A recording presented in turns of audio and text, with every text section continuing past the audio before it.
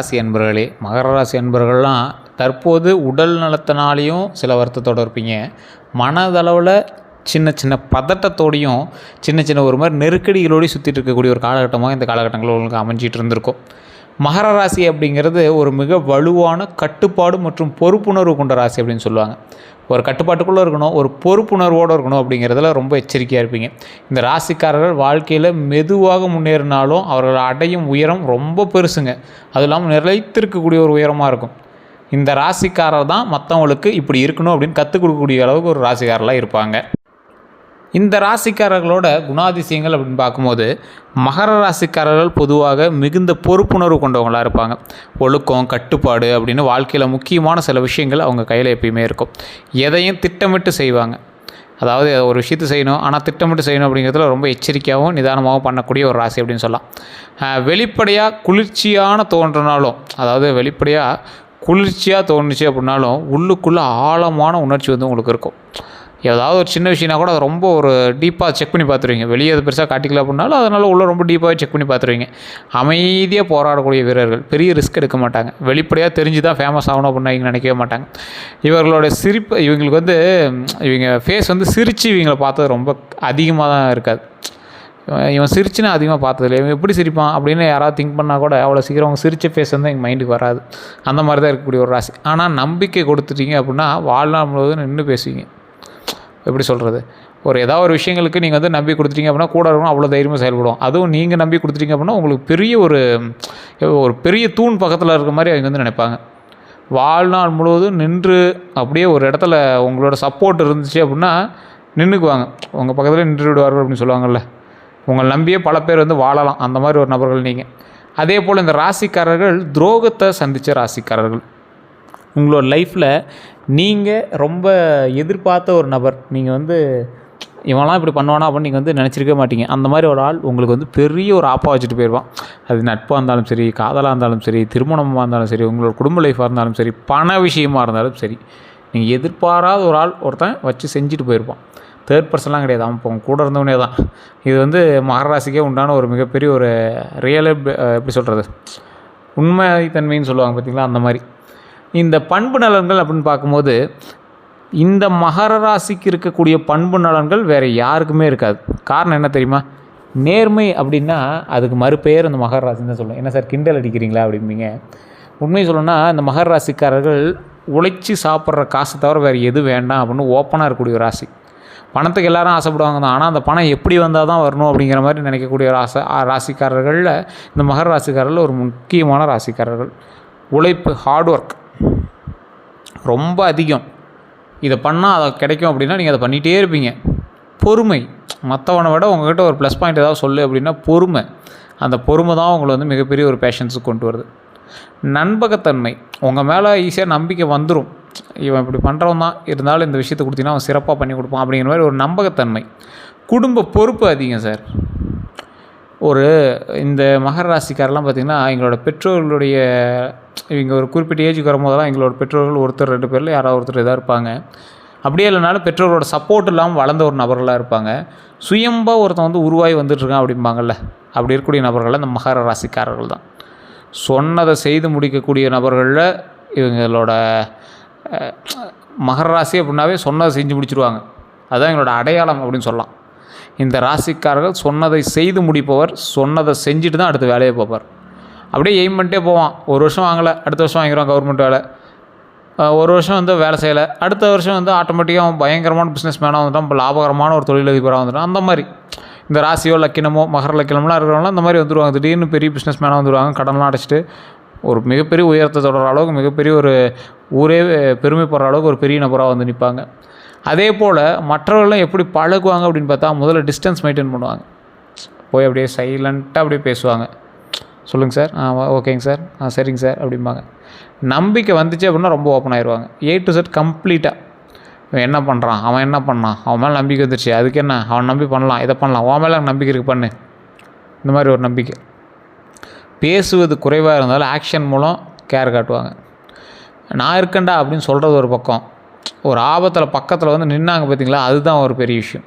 So பேச்சில் மட்டும் எங்களோட வீரத்தை காட்டாமல் பேச்சை விட அதிகமாக அவங்களுடைய கேரும் அவங்களுடைய ஆக்டிவிட்டீஸும் அதிகமாக இருக்கும். ஒருத்தன் நான் இருக்கேன் தம்பி பார்த்துக்குறான் அப்படிமா, அவன் ஒரு வெங்காயம் பண்ணியிருக்க மாட்டான், டென்ஷன் ஆகிருக்கும். ஒரு போய் கூப்பிட்டு கூட பண்ணலையே அப்படிங்கிற மாதிரி இருந்திருக்கும். ஆனால் இந்த மகர ராசிக்காரன் அவனால் முடிஞ்ச உதவியை வந்து நின்று பண்ணுவான். அவன் சொல்லியிருக்கவே மாட்டான், அவனுக்கு ஹெல்ப்புக்கு வரணும்னு சொல்லியிருக்க மாட்டான். ஆனால் வந்து நின்று பண்ணுவான். யாரையும் எழுத நம்பாத சில ராசியில் இந்த மகர ராசி ஒன்று. எந்த தொழிலை கூட அவ்வளோ சீக்கிரம் நம்ப மாட்டாங்க. ரிஸ்க் ஃபேக்டரி எடுக்க மாட்டாங்க சார் மகர ராசி. நீங்கள் நல்லா பாருங்கள், ஒரு பெரிய ரிஸ்க்கெலாம் எடுக்கக்கூடிய ராசிகள்லாம் வேறு ராசிகள் தான் சொல்ல முடியும். மகர ராசியில் இருக்கணும் கண்டிப்பாக ரிஸ்க்கே எடுக்க மாட்டான். ரிஸ்க் எடுக்கிற மாதிரி தொழில் கூட பண்ண மாட்டான். மாதத்தில் எனக்கு இவ்வளோ வருதா, இந்த மாதிரி எனக்கு ஸ்டேபிளான அமௌண்ட் வரணும், மணி அடித்தா சோறு, அரசாங்கத்தில் வேலை, அதில் பேர், இதுதான் நம்மளோட கெரியர் அப்படிங்கிற மாதிரி வாழக்கூடிய நபர்களில் மகர ராசிக்காரங்களும் ஒன்று. சார் என்ன சார் தவறாக பேசுகிற மாதிரியே இருக்குது, இப்படிலாம் குவாலிட்டி கம்மியாக பேசக்கூடாது சார் அப்படிங்கிற மாதிரி இருப்பீங்க. சார் நீங்கள் வந்து குவாலிட்டி ஓவர் குவான்டிட்டி தான். அதாவது இவங்களை வந்து எப்படி சொல்லுவாங்க, குவாலிட்டி ஓவர் குவான்டிட்டி. ஸோ அதாவது அதிகமாக இல்லை அப்படின்னாலும் அது வந்து கொஞ்சம் நல்லா இருக்கணும், அதுதான் உங்களுக்கு வந்து மெயின். ஸோ அதே மாதிரி இந்த ராசிக்காரர்களை பொறுத்த வரைக்கும் ஒரு வினோதமான ராசிகள் அப்படின்னு சொல்லக்கூடிய நபர்களில் இவங்க மெயின். மகர ராசி பொறுத்த வரைக்கும் அப்படி தான், வினோதமான ராசிக்காரர்கள். மற்றவர்களை இவங்களோட கம்பேர் பண்ண முடியாது. இந்த ராசி இப்படி சார், இந்த ராசி இப்படி சார், அதே மாதிரி தான் இவங்க அப்படின்லாம் உங்களை கம்பேர் பண்ண முடியாது. ஒரு வினோதமான ராசி. சிலர் வந்து இவங்களை கடினமானவர் அப்படின்னு சொல்லுவாங்க. இவங்களை வந்து ஒரு மாதிரி நினைப்பாங்க, இவங்க ஒரு செல்ஃபிஷ்பா அப்படிங்கிற மாதிரிலாம் நினைப்பாங்க. ஆனால் நீங்கள் வந்து ஒரு தனித்துவமான மனிதர். உங்களால் பெருமைப்பட்டவர்கள் அதிகம், உங்களால் உயர்ந்தவர்கள் அதிகம், உங்களால் வாழ்ந்தவர்கள் அதிகம், இன்றும் வாழ்ந்து கொண்டிருப்பவர்கள் ரொம்ப அதிகம். சிலர் இவங்களோட நேர்மையை டிசிப்ளினை பார்த்து மதிப்பாங்க, ரொம்ப மதிப்பாங்க. இன்னும் இவன் பார் கரெக்டாக இருக்கான். நிறைய பெற்றவங்க இந்த மாதிரி மகர ராசி காட்டு பேசுவாங்க. மகர ராசிக்காரன்ட்ட ஒரு ஹாஃப் லைஃப், அவரோட பாதி வாழ்க்கையில் வந்து இவனா எப்படி இருக்கான் பாரு, அவனா எப்படி இருக்கான் பாருன்னு இவனை திட்டுவாங்க மகர ராசிக்காரன். அதுக்கப்புறம் பார்த்தா ஊரே வந்து இவனை மாதிரி தான் இருக்கணும் அப்படின்னு பேச ஆரம்பிக்கும். அந்தளவுக்கு உயர்ந்த ஒரு மனிதராக மாறுவாங்க. நண்பர்கள் சுற்று வட்டாரம் கொஞ்சம் குறைவு தான், ஆனால் உண்மையானவர்கள் மட்டும் அதிகமாக இருப்பாங்க, உண்மையானவர்கள் மட்டும் இருப்பாங்க இவங்க கூட எப்போயுமே. இவர் வந்து எல்லாத்துக்குமே நம்பிக்கை வைப்பார், நல்லா வந்து ஹெல்ப் பண்ணுவார், எல்லாம் பண்ணுவார். அவன் என்ன பண்ணுவான், ஹெல்ப் வாங்கிட்டு அவன் பாட்டு வேலை பார்த்துட்டு போயிட்டே இருப்பான். ஸோ அதுதான் எங்கள் லைஃப்பில் நடந்த அதிகமான சில ஸ்ட்ராட்டஜியான விஷயங்களில் ஒன்று. இவங்க லைஃப்பில் அதிகமாக அனுபவித்தது ஏமாற்றமும் துரோகமும் தானே. ஸோ அதனால் கொஞ்சம் அதிகமாக தான் இருக்க செய்யுது. மகர ராசிக்காரில் அனுபவிப்பது பெரிய பெரிய பெரிய துரோகங்களை தான் இவங்க வந்து அனுபவிச்சிருப்பாங்க. நெருக்கமான நண்பர்களிடமிருந்து நம்பிக்கை துரோகம்.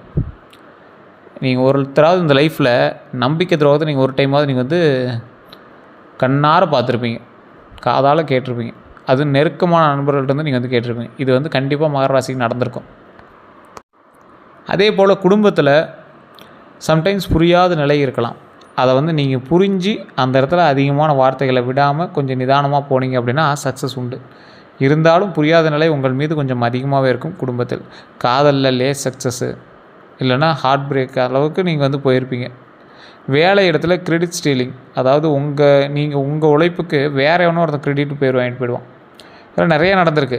காரணம் என்ன அப்படின்னா, இவர்கள் நேர்மையாக இருப்பதால் எல்லாரையும் தங்களை மாதிரி நினைக்கிறதில்ல. ரொம்ப நேர்மை, நாமளும் நேர்மையாக இருக்கோம், அவனும் அதே மாதிரி தான் இருப்பான் அப்படின்னு தப்பாக நினச்சிடுறாங்க. ஆனால் அவங்க இது மாதிரி நினைக்கிறதில்ல. நீங்கள் அதிகமாக துரோகத்தை சந்திக்கிறதுக்கான காரணம் தான். அவன் நம்மள மாதிரி இருப்பான்னு நினைக்கிறீங்க. அவன் வந்து உங்களை ஏமாளியாக மட்டும்தான் நினைக்கிறான். அதை ஃபஸ்ட்டு மைண்டில் நல்லா ஞாபகம் வச்சுக்கோங்க. இதுவரை நீங்கள் நம்பிக்கை துரோகத்தை பார்க்கல அப்படின்னா இதுக்கு மேலே உஷாராக இருந்தீங்கன்னா கண்டிப்பாக உங்களுக்கு பிரச்சனை இல்லை. கடந்த காலத்தில் துரோகங்கள் அப்படிங்கிறது எப்போ இருந்திருக்கும் அப்படின்னா 18லேருந்து 25 வயசு வரைக்கும் நண்பர்கள் காதல் பிரச்சனையில் கண்டிப்பாக உங்களுக்கு துரோகங்கள் நடந்தே இருக்கும். 26லேருந்து 32 வரைக்கும் கேரியர்லேயும் பிஸ்னஸ்லேயும் கண்டிப்பாக நீங்கள் வந்து பெட்ரையல் சந்திப்பீங்க. அது மிகப்பெரிய ஒரு ஸ்ட்ராட்டஜியாக மாறும். 33 வயசுக்கு மேலே உறவினர்கிட்ட மன வருத்தம் கண்டிப்பாக வரும். உறவினர்கிட்ட நீங்கள் வந்து கண்டிப்பாக பிரிஞ்சிருக்கக்கூடிய தருணங்களும் அமையும்.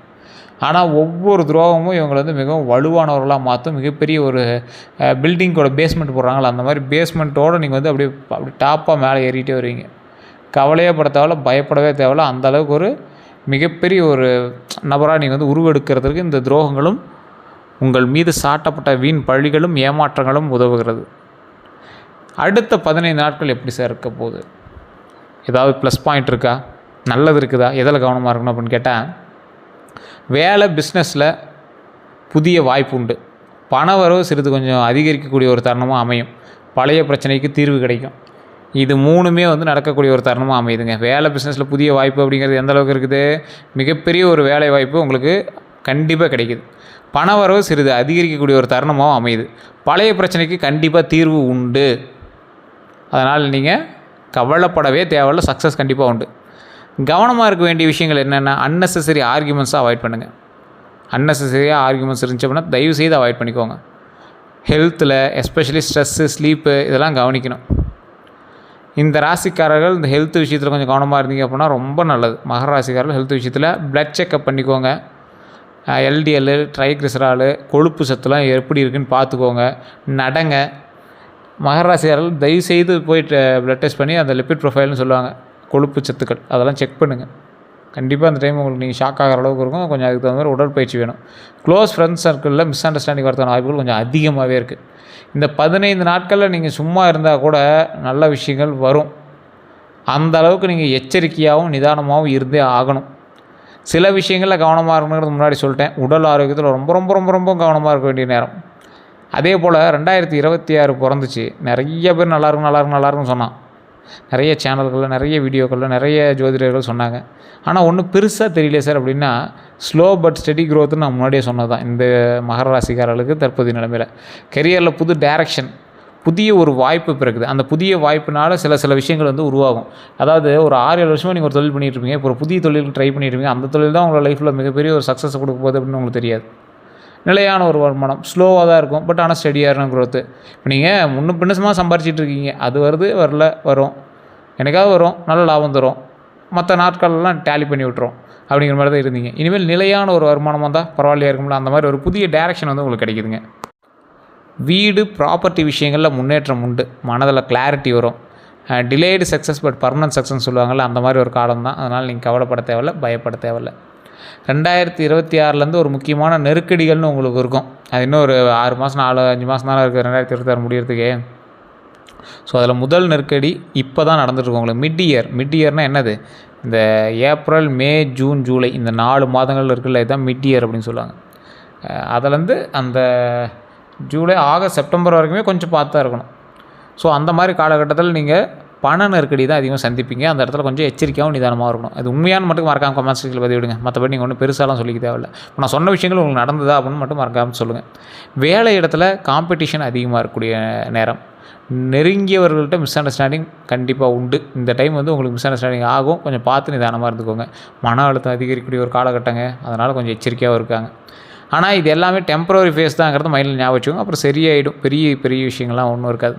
இந்த மகர ராசிக்காரர்கள் செய்வினைகள், இந்த கெட்ட சக்திகள் இதெல்லாம் பழிக்குமா அப்படின்னு கேட்டிங்கன்னா, அந்த பிளாக் மேஜிக்னு சொல்லுவாங்களே, அதெல்லாம் பழிக்குமான்னு கேட்டிங்கன்னா, மகர ராசிக்காரர்களுக்கு எளிதில் செய்வினைகள் பழிக்காது. சார் சூப்பர் சார் அப்படின்னு சொல்லுவீங்க. காரணம் என்ன அப்படின்னா, இவர்களுக்கு வந்து சனி பகவானோட பாதுகாப்பு வந்து அதிகம். ஆனால் மனம் பலவீனமாக இருக்குது, நெகட்டிவ் எனர்ஜி அஃபெக்ட் ஆகுது அப்படின்னா வாய்ப்பு உண்டு. உங்களுடைய மைண்டு பேப்பர் இருக்குன்னு ஃபஸ்ட்டு செக் பண்ணிக்கோங்க.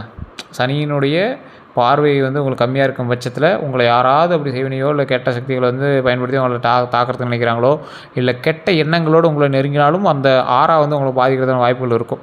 ஸோ அப்படி இருக்கிறவங்க மன பலவீனம் உங்களுக்கு இருக்கான்னு செக் பண்ணிக்கோங்க. நெகட்டிவிட்டி, உங்களுக்கு பதட்டம் இது மாதிரி இருக்கான்னு செக் பண்ணிக்கோங்க. அதே போல் இந்த ராசிக்காரர்களுக்கு சின்ன சின்ன நடுக்கங்கள் ஏதாவது இருக்குதா, தேவையில்லாத மரண பயம் உங்களுக்கு வந்திருக்கா, அது மாதிரிலாம் வந்துருந்துச்சுன்னா உங்களுக்கு வந்து ஏதோ தீய சக்திகள் வந்து உங்கள் பக்கத்தில் இருந்திருக்குன்னு அர்த்தம். அதுவே இறை சக்தி வந்து உங்கள் பக்கத்தில் இருக்குது அப்படின்னா தெய்வீக கனவுகள் வர ஆரம்பிக்கும். உங்களோட குலதெய்வம் கனவுல வந்துச்சுன்னா தெய்வீக சக்திகள் இருக்குது அப்படின்னு அர்த்தம். நல்ல விஷயங்கள் சொன்னிச்சுன்னா தெய்வீக சக்திகள் இருக்குது அப்படின்னு அர்த்தம்.